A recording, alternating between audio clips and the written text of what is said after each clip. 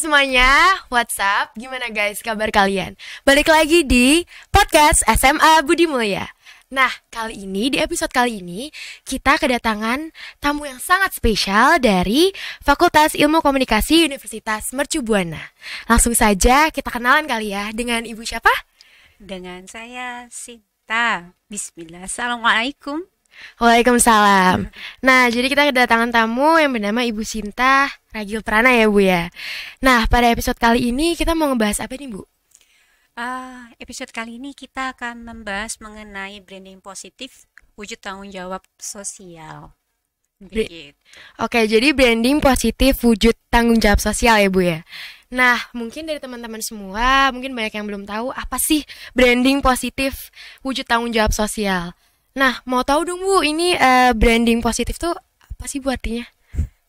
Jadi sebenarnya untuk branding ini sendiri kan sebetulnya uh, bagaimana kita mengkomunikasikan nilai dari sebuah produk atau layanan yang kita miliki atau perusahaan miliki gitu di benak konsumen gitu, sehingga konsumen itu bisa loyal kepada produk dan layanan kita gitu. Jadi istilahnya kita menciptakan loyalis produk kita lah gitu.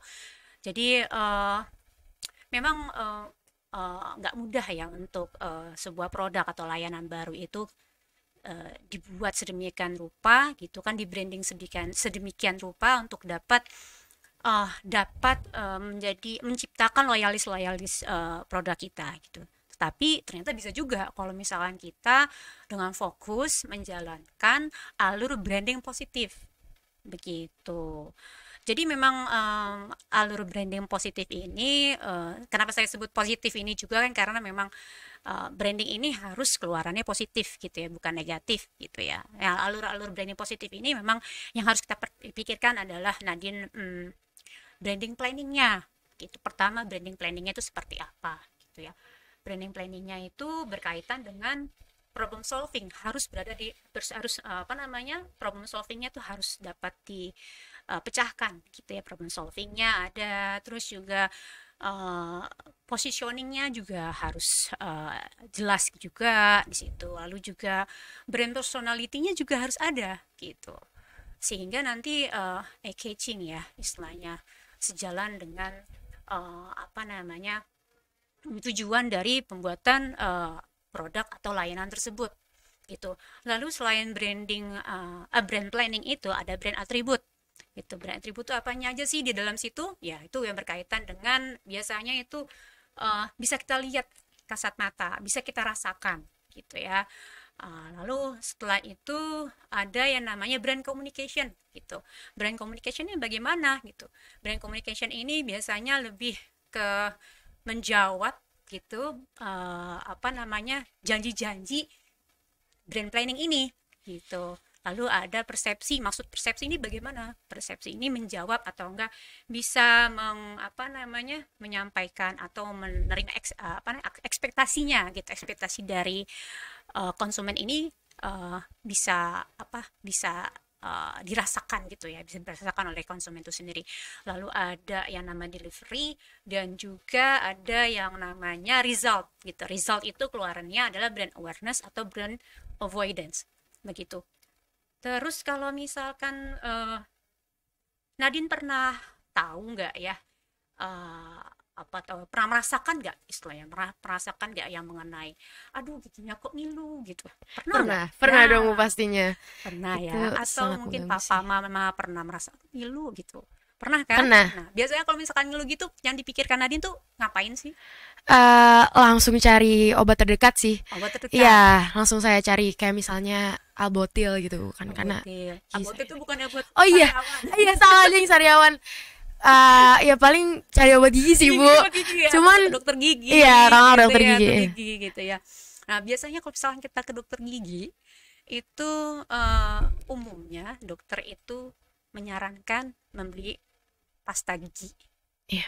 Pasta gigi gitu ya, pasta gigi. Nah, disinilah produk pasta gigi muncul. Nah ya, produk pasta gigi muncul, akhirnya brand planningnya apa? Coba, kalau misalkan sakit gigi apa yang dirasakan? Sakit. Sakit. Ngilu. Nah kan, problemnya di situ, ya kan? problemnya di situ. Lalu personality-nya juga gitu kan dipikirkan di brand planning itu bagaimana gitu kan. Nah, lalu keluarlah tuh pasta gigi sensitif nih gitu. Saya butuh nih pasta gigi sensitif gitu ya. Lalu keluarlah brand attribute-nya. Contoh yang mungkin Nadine tahu nggak, Sensodyne. Tahu. Nah, maaf ya di sini mungkin menyebutkan ini kan kita podcast belajar ya. Contohnya itulah contohnya. Nah, terus akhirnya apa? Brand communication-nya apa? Brand communication-nya nggak ngilu lagi gitu, nggak ngilu lagi. Terus begitu persepsinya apa? Persepsinya sepertinya saya butuh nih. Ya, bener nggak? Bener. Butuh nih. Keluarannya membeli dan resultnya adalah brand awareness atau apa brand avoidance kalau nggak cocok gitu ya, seperti itu. Lalu ada lagi yang lagi tren, yang Apa tuh, Bu? viral sekarang. Apa? Tahu nggak? Apa tuh? Ayo di tahun Desember 2022. Nah, dia suka belanja Iya. e-commerce. Iya. Paling sering apa? Shopee. Shopee. Ya kan, Shopee kan? Iya, Shopee. Kalau belanja ditemani ibu apa enggak? Enggak, sendiri. Sendiri. Bayarnya gimana? Bayarnya pakai M-banking sih. M-banking. Enggak ngelirik-ngelirik yang namanya pay letter. Enggak, soalnya saya dari pribadi saya sendiri sih, menurut saya kalau misalnya pay letter tuh bisa buat apa ya, cicilan makin banyak gitu loh, Bu. Apalagi kan saya belum 17 tahun kan, Bu. Nah, itu pasti otomatis saya harus izin sama orang tua. Terus pay letter tuh menurut saya kayak kurang efektif gitu, Bu. Jadi bukannya kita malah menyelesaikan sesuatu yang apa yang kita beli, kita malah menambah beban sendiri. Jadi kalau misalnya mungkin sudah tanggal waktunya suruh bayar, kita jadi kayak harus bayar nih. Dan itu tuh makin buat kita malah lebih sering belanja gitu, Bu, karena ada pay letter kan gitu. Ya, betul, iya sih, betul sekali apa yang difikirkan oleh Nadine kan gitu. Tapi ternyata branding pay letter itu menurut Nadine positif apa enggak? Enggak. Kenapa enggak positif? Sebenarnya positif nggak positif juga sih, Bu. Kayak ada manfaatnya, ada juga yang ngerugiin. Karena kalau menurut saya manfaatnya mungkin bisa membantu orang-orang atau teman-teman semua yang pengen membeli sesuatu urgent tapi mungkin belum ada dananya.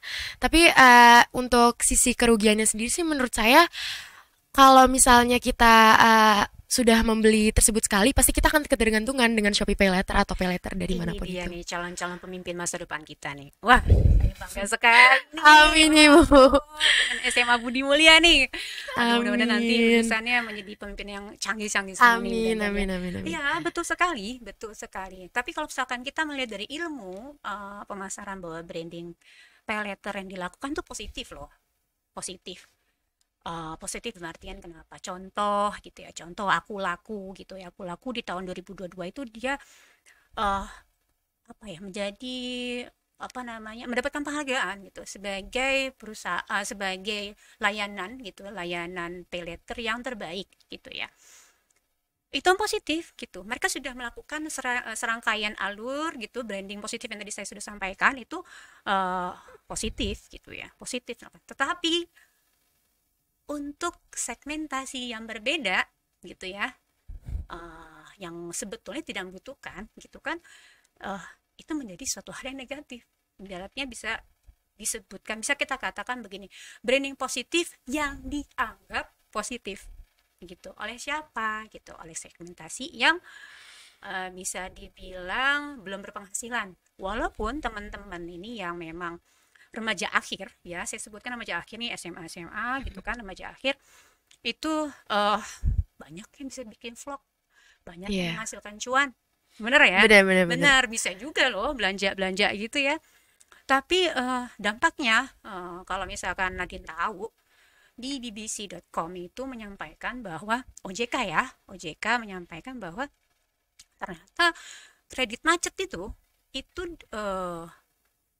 mulai bertambah di umur yang 19 tahun ke bawah. Artinya kan nih teman-teman yang memang remaja sekali ya. Makanya sehingga saya merasa nih, saya terbetik hati saya ini harus di-share nih ke teman-teman semua gitu ya.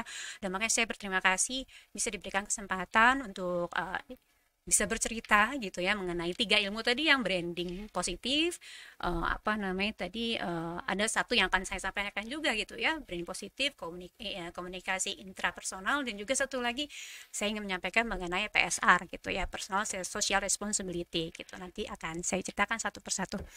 Jadi memang masalah pay letter ini manis-manis sedep gitu ya gitu. Jadi untuk teman-teman, untuk yang remaja itu memang kalau menurut saya sangat merugikan Nadine gitu. Kenapa? Balik lagi ya, kenapa merugikan? Karena ketika kita lihat yang tadi OJK menyampaikan seperti itu, Nadine dan teman-teman yang seumuran ini sudah tercatat gagal bayar gitu ya. Itu akan tercatat di BCK dan tidak dapat melakukan pinjaman dengan cepat gitu. Pasti ada pertimbangan-pertimbangan bank untuk untuk memutuskan bahwa remaja-remaja ini kredibel untuk diberikan pinjaman di masa depan gitu kan. Pasti kan Nadine punya keinginan di masa depan mau apa aja Nadine nanti di masa depan kalau sudah dewasa. Ya pastinya saya pengen banyak sih Bu, yang saya Banyak. pengen beli, yang saya pengen Pengen bikin usaha misalkan iya ya iya kan. iya Misalkan Nadine pengen bikin usaha, misalkan mau bikin podcast yang lebih komersil gitu misalkan ya. Gitu itu mungkin kalau misalkan yang punya dana sendiri gitu itu lebih baik. Tapi ternyata kalau misalkan ternyata memang membutuhkan dana modal kerja gitu, mau nggak mau minjam gitu misalkan iya. pinjam gitu kan. Nah itu akan menjadi pertanyaan loh nanti ke depan. Jadi itu sayang sekali gitu. Jadi memang eh jauh-jauh lah gitu ya, sebisa mungkin dari pay letter ini, walaupun tampaknya branding pay letter ini sangat menggiurkan begitu ya Nadine ya. Nah terus kira-kira apa sih yang harus dilakukan nih Nadine nih buat remaja nih? Kalau saya sendiri sih untuk pesan teman-teman saya, karena mungkin kita masih belum berpenghasilan, otomatis kan kita masih SMA nih guys, jadi kita belum ada penghasilan yang tetap, pasti kita adanya dari uang jajan orang tua. Saran dari aku sendiri sih ya Bu, teman-teman semua kalau misalnya mau beli apa mungkin bisa nabung daripada kita harus pakai pay later. Kita juga jadinya membebani semuanya, kayak kita sendiri dibebani dengan uh, hal yang harus kita bayar walaupun itu pay later ya. Jadi kalau menurut saya mending hindari dulu deh sekarang sebelum kita benar-benar berpenghasilan, karena kita belum ada tanggung jawab sendiri untuk hal-hal yang seperti itu. Betul. Dan tahu nggak Nadine? Nadine sudah melakukan yang namanya komunikasi intrapersonal. Oh jadi gitu namanya komunikasi Gitu. intrapersonal Bu. Iya. Oh iya, iya. Ya, saya merasa apa ya? Saya bersyukur gitu ya. Saya bersyukur dan saya yakin juga banyak teman-teman remaja di luar sana juga pasti memiliki pemikiran yang sama dengan Nadine juga gitu ya. Jadi ayolah kita bangun sama-sama gitu ya teman-teman untuk bisa berpikiran, untuk bisa menguatkan komunikasi intrapersonal ini lebih dalam lagi gitu. Kita bertanya pada diri kita gitu, eh apakah kita membutuhkan apa yang kita beli misalkan gitu, atau kita hanya menginginkan gitu. Antara butuh sama ingin kan berbeda ya Iya berbeda. gitu ya. Nadine tadi juga mengatakan gitu ya, banyak hal tadi yang udah Nadine katakan itu sudah sangat bagus sekali gitu kan. Jadi kayaknya kita tuh udahin aja ya kayaknya. Jangan dong Bu. Nadine udah pinter Teman-teman banget semuanya loh. Nadine udah masih pinter banget bisa jawab nungguin. ini. Wah, Masya Allah gitu ya. Jadi emang komunikasi interpersonal itu yang penting gitu ya. Terus kalau menurut Nadine penting nggak sih komunikasi intrapersonal? Kita harus memahami diri kita. Karena kan kita kan misalkan komunikasi intrapersonal itu kan seperti tadi Nadine sudah memahami gitu ya diri Nadine, kayak enggak deh Bu gitu kan, karena kita masih kita kita masih dijamin istilahnya sama orang tua gitu, kita masih bergantung dengan orang tua gitu kan. Nah, itu kan sudah pemikiran panjang sudah Nadine lakukan kan selama bertahun-tahun gitu kan. Nah itu kan berarti Nadine sudah memahami diri Nadine dengan baik gitu, dan nantinya akan berkembang lagi, dan saya yakin pasti insya Allah akan lebih baik lagi dari sekarang. Penting Amin. nggak memahaminya menurut Nadine? Penting banget Bu kalau misalnya kita nggak tahu apa yang kita inginin, kayak yang seperti Ibu bilang tadi, misalnya komunikasi interpersonal itu tentang memahami diri kita sendiri apa yang kita mau. Kalau misalnya kita nggak punya itu, nanti kita sendiri yang kesusahan gitu Bu.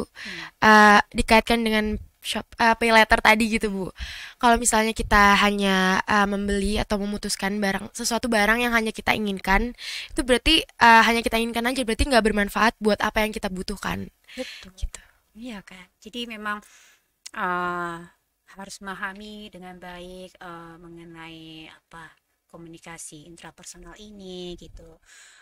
Sehingga kita bisa menjadi pribadi yang lebih baik, dapat memilah dan memilih ya informasi yang terbaik untuk kita gitu. Nah, kegunaannya apa juga kegunaannya supaya kita itu dia bisa dengan tepat memutuskan memutuskan uh, apa yang terbaik, tindakan apa yang terbaik untuk kita gitu nanti ya. Jadi seperti itu. Lalu kalau orang berpikir tadi kan Nadine udah katakan gitu kan, branding, kita belajar branding gitu ya, terus branding positif, wujud tanggung jawab, saya juga udah katakan itu kan, terus Nadine juga mengikuti juga. Terus hubungannya apa sih gitu kan?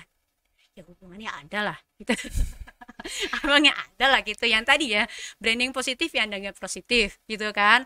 Wujud tanggung jawab sosial ya, bagaimana caranya gitu, bagaimana caranya kita bisa melakukan branding positif, wujud tanggung jawab sosial gitu kan, itu dengan cara personal social responsibility.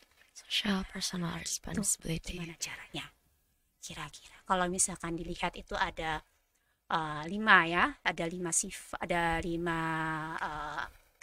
karakteristik itu.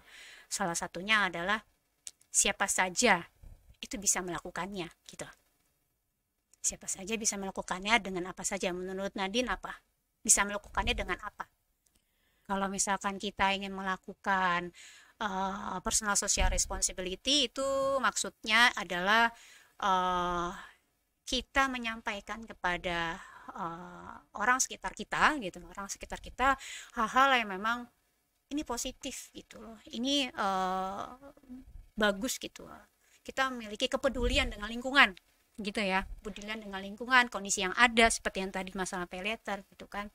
Nah itu, nah kira-kira kalau misalkan Nadine ingin melakukan gitu kan, menyampaikan informasi mengenai pay letter yang sebenarnya ini positif dianggap positif gitu, branding positif dianggap positif ini, kira-kira kalau dilihat dari sisi karakteristik personal social responsibility itu bisa disampaikan siapa saja gitu, kira-kira menggunakan media apa sih?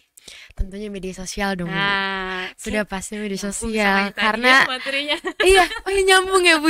Tadi saya udah senyum-senyum tuh tadi. Pas banget Media nih. sosial. Iya, benar gitu ya. Karena media sosial tuh semua orang tuh pakai Bu.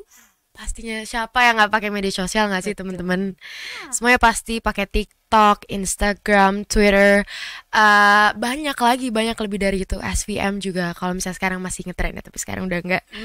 Itu banyak banget ya Bu yang bisa kita sampaikan di media sosial kita tentang yang sudah Ibu bahas tadi. Betul. Jadi saya mengajak ya, Nadine juga bisa menyampaikan kepada teman-teman, mungkin keluar dari sini bisa menyampaikan ke teman-teman kelas yang tidak mengikuti apa podcasting ini, tapi pasti mengikuti juga ya.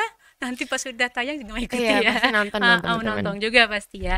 Jadi juga nanti mudah-mudahan ini juga wadah penyampaian informasi juga ke di luar Budi Mulia ya, mudah-mudahan.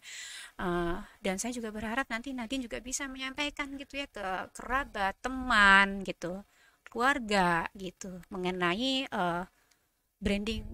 Gak selamanya branding positif itu tuh bisa dianggap positif loh gitu. Iya Bu, bener banget contohnya yang tadi pay letter. Tadi saya baru ngeh kalau misalnya ternyata hal tersebut tuh ada positif dan juga negatifnya. Tapi tergantung dari orangnya sendiri yang menyikapinya. Betul, itu dia. Makanya saya mengajak gitu ya, saya mengajak juga teman-teman juga gitu untuk bisa menjalankan personal social responsibility itu nanti dengan membuat konten gitu, terus juga nanti disampaikan di sosial medianya, terus juga bisa juga mungkin kok punya teman kenalan gitu ya, kerabat gitu yang dia influencer gitu, bisa juga, dan juga memang dia sangat peka dengan lingkungan, isu-isu yang seperti itu, bisa juga mungkin dibikinkan konten bersama gitu ya, dan itu pasti dampaknya akan lebih besar lagi nanti ke depannya. Begitu sih paling. Ini Bu, saya mau nanya Bu, kan kita tadi sudah membahas komunikasi intrapersonal ya Bu. Itu materinya tuh bagaimana cara kita memahami diri kita. Nah, pertanyaannya nih, mungkin teman-teman masih ada yang bingung, gimana sih Bu caranya kita memahami diri sendiri? Cara kita memahami diri sendiri itu dia.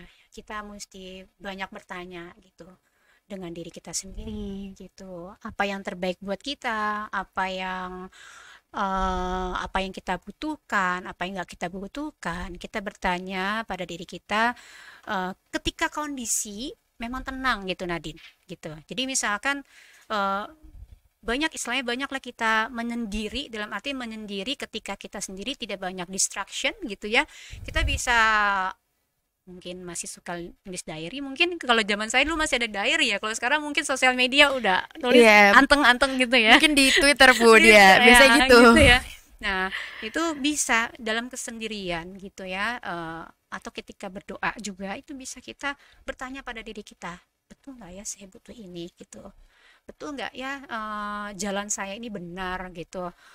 Terus juga kita banyak mencari tahu mengenai permasalahan yang ada gitu, sehingga kita yakin gitu eh, bahwa memang ini keputusan yang tepat buat saya gitu. Jadi berbicaralah kepada diri sendiri gitu. Apa yang dibutuhkan saya gitu. Sebenarnya apa yang saya dibutuhkan gitu. Ini menyangkut apa saja ya.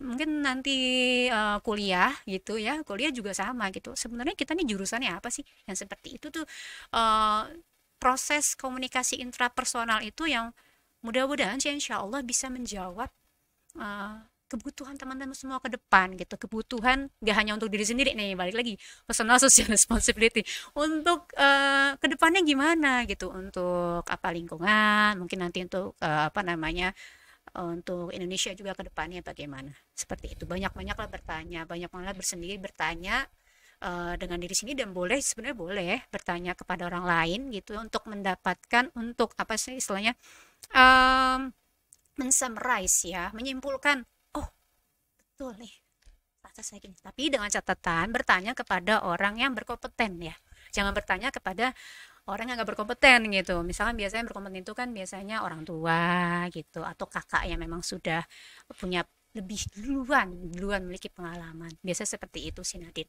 gitu. Oh ya, benar-benar. Jadi kita intinya kita harus lebih memahami diri sendiri dan merenung kali ya Bu ya, apa yang sebenarnya pantas buat kita gitu. Ya, merenung itu berarti dalam kata merenung yang bermanfaat ya. Memang apa ya, niatannya adalah untuk memahami diri gitu ya tadi. Jadi branding positif, komunikasi intrapersonal, dan juga apa namanya tadi, personal social responsibility, itu yang memang dekat sekali bisa kita lakukan melalui konten-konten kreatif di sosial media. Begitu Nadine. Baik Bu, terima kasih banyak atas jawabannya. Iya. Nah, kita tadi sudah berbincang-bincang tentang branding positif, komunikasi interpersonal, dan juga banyak sekali materi yang Ibu sampaikan. Nah, di sini ada teman saya yang ingin bertanya dengan Ibu nih Bu, dari Atika. Pertanyaannya, menurut Ibu Sinta, bagaimana sih tips and trick agar branding tercapai sesuai target kita dan tidak merugikan halayak umum? Tips and tricksnya itu yang pasti branding planningnya dikuatkan gitu, branding planningnya dikuatkan, banyak-banyak apa namanya eh, referensi ya, banyak-banyak kita melihat referensi gitu ya, referensi-referensi gitu, seperti saya datang ke sini pun juga banyak referensi, lihat YouTube ya Budi Mulia. Seperti itu. Jadi untuk membuat branding itu memang branding planning itu harus dikuatkan sekali, branding planningnya. Kita harus mengetahui personality terhadap produknya kita gitu. Terus juga kita juga harus mengetahui positioningnya gitu, segmentasinya apa gitu. Jangan sampai kita membuat klausula nanti untuk produk kita gitu ternyata merembet ke hal-hal yang tidak diinginkan. Terus juga pasti problem solving ya. Problem solvingnya itu harus menjawab pertanyaan dari sekitar gitu. Karena untuk membuat produk itu sendiri, kita membuat produk itu sendiri, eh, misalkan kayak apa ya, tanaman gitu ya, tanamannya hijau nih, kayak sudah disiram nih berkali-kali, kenapa ya kok tiba-tiba matahari juga udah cukup gitu ya, terus kenapa ya kok masih menguning gitu, ada apa ya, air udah sesuai dengan aturan sehari 2 kali disiram gitu kan, terus dikasih matahari gitu kan, terus diganti tanahnya gitu kan secara berkala, itu udah apa yang kurang ya, ternyata masalahnya adalah kelembapan, misalkan gitu ya. Ternyata dia butuh vitamin, gitu kan, vitamin. Di situ masuk produknya.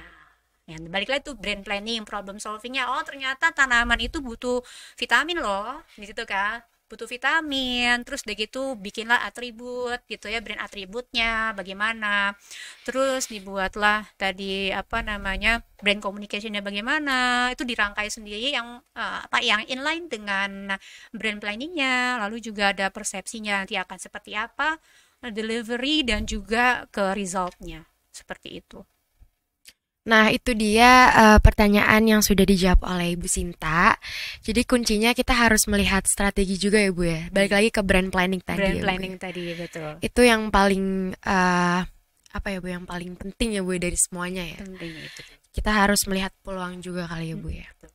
Nah, untuk pertanyaan selanjutnya nih Bu.